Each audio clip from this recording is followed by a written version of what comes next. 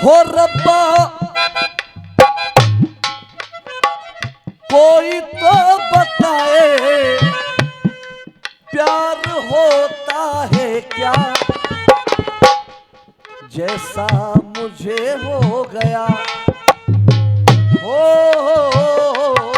जैसा मुझे हो गया, सबको होता है क्या, जैसा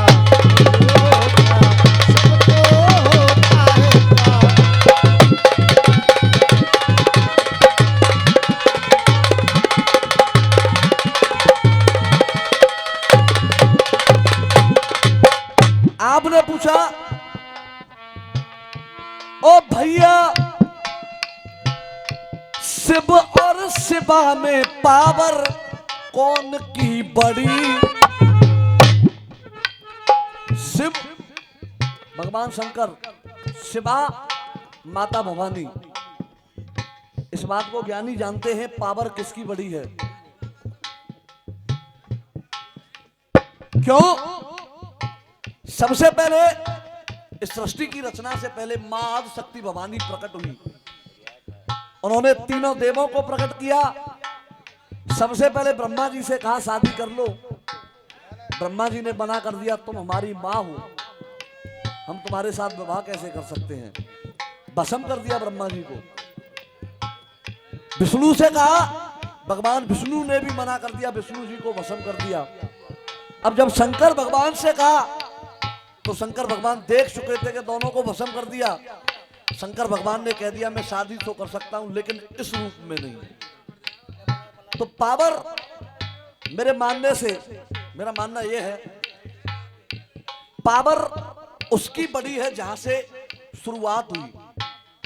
क्योंकि माता आदि शक्ति भवानी ने तीनों देवों को बनाया, उसके बाद यह सृष्टि रची गई। सुनिएगा, फिर आपने कहा ओ भैया शिव और शिवा में पावर कौन की बड़ी।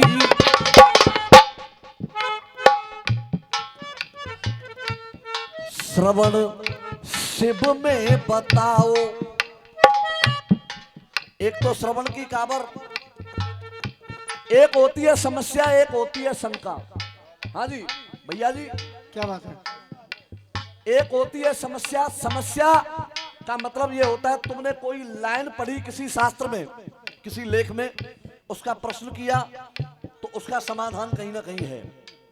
लेकिन शंका, शंका का मतलब यह होता है बकरिया के चार थन क्यों नहीं होते, दो ही क्यों होते हैं, यह शंका है। क्या बात है। भगवान ने पुरुष के सीने पर स्तन क्यों बनाए, ये शंकाएं हैं। अब आपने शंका की है तो मैं अपनी विचारधारा रख रहा हूं। गुरुदेव सुनिए, शिव और श्रवण में कावर किसकी बड़ी है। धर के कंधे पे कावर हृदय के। श्रवण भी दर्शन कराने जा रहा है तो वो भी भगवान शिव के दर्शन अनंत तीर्थ स्थलों पर लेकर के जा रहा है। बेशक माता पिता कांवर में है लेकिन तीर्थ घुमाने के लिए जा रहा है तो वहां पर भी शंकर भगवान विद्यमान है। धर के कंधे पे कांवर हृदय तल हिता के, दर्शन कराने चला वो जगत पिता के।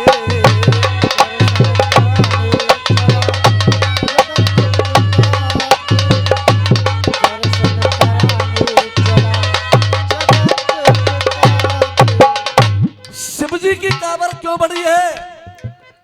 चाहे माता हो, चाहे पिता हो, चाहे बहन हो, चाहे भाई हो। गुरुदेव मैं अपना विचार रख रहा हूं क्योंकि पूरा संसार शिवजी के अंदर विद्यमान है। क्यों? ब्रह्मा जी हैं सृष्टि के रचयिता, विष्णु जी हैं सृष्टि के पालन करता, भगवान शंकर हैं सृष्टि के संहार करता। मैं सही कह रहा हूं या गलत कह रहा हूं? अंत समय किसी का भी हो, जाना भगवान शिव के पास ही है, चाहे कोई भी हो।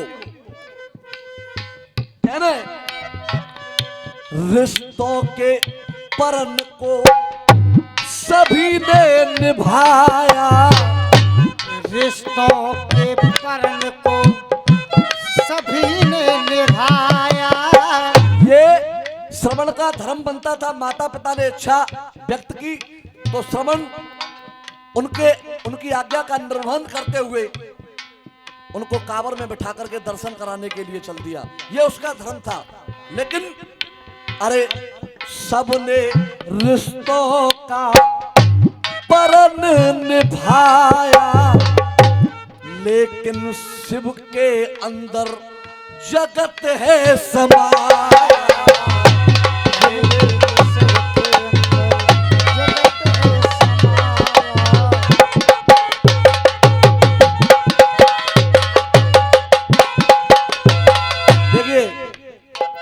तुलना हो जाती अगर श्रवण जैसी कोई कांवर और होती तो उन दोनों में तुलना हो जाती। भगवान शंकर की कांवर से श्रवण की तुलना नहीं की जा सकती। वहां बात रिश्तों की है, यहां आस्था की है।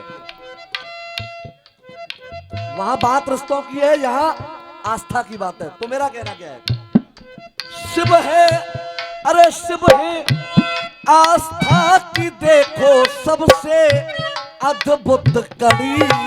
सब है आस्था की देखो सबसे अद्भुत कड़ी। और मेरा मानना यह है कांवर वही बड़ी है।